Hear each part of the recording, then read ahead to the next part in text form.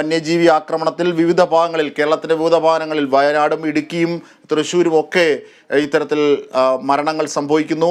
അതൊരു തുടർക്കഥയാകുന്നു. വലിയ പ്രതിഷേധങ്ങൾ സജീവമാകുന്നു. ഇതാ കോഴിക്കോട് കക്കയത്ത് കാട്ടുപോത്തിൻ്റെ ആക്രമണത്തിൽ ഒരാൾ മരിച്ചിരിക്കുന്നു. ഇതിൻ്റെ വിവരങ്ങളുമായി റിയാസ് KM ചേരുകയാണ്. റിയാസ്, കോഴിക്കോട് കാട്ടുപോത്തിൻ്റെ ആക്രമണത്തിൽ ആരാണ് മരിച്ചത്? എങ്ങനെയായിരുന്നു സംഭവം?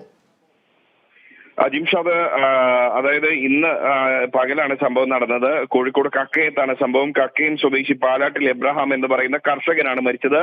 അദ്ദേഹത്തിന് 62 വയസ്സായിരുന്നു. ഇദ്ദേഹം തന്റെ കൃഷിയിടത്തിൽ ജോലി ചെയ്തുകൊണ്ടിരിക്കുന്നതിനിടെ അവിടേക്ക് കാട്ടുപോത്ത് എത്തുകയും അക്രമാസക്തമായി ആ കാട്ടുപോത്ത് ഇദ്ദേഹത്തിന്റെ വയറ്റിൽ കുത്തുകയുമാണ് ഉണ്ടായത്.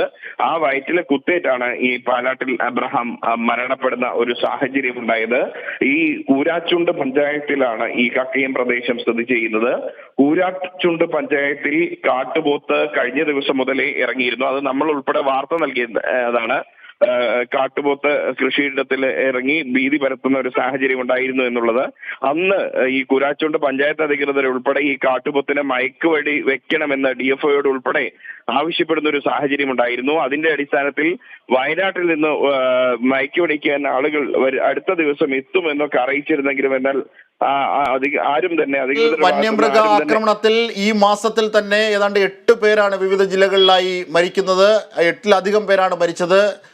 ഏറ്റവും ഒടുവിൽ ഉള്ള വിവരങ്ങളാണ് അതിരപ്പള്ളിയിൽ ഒരു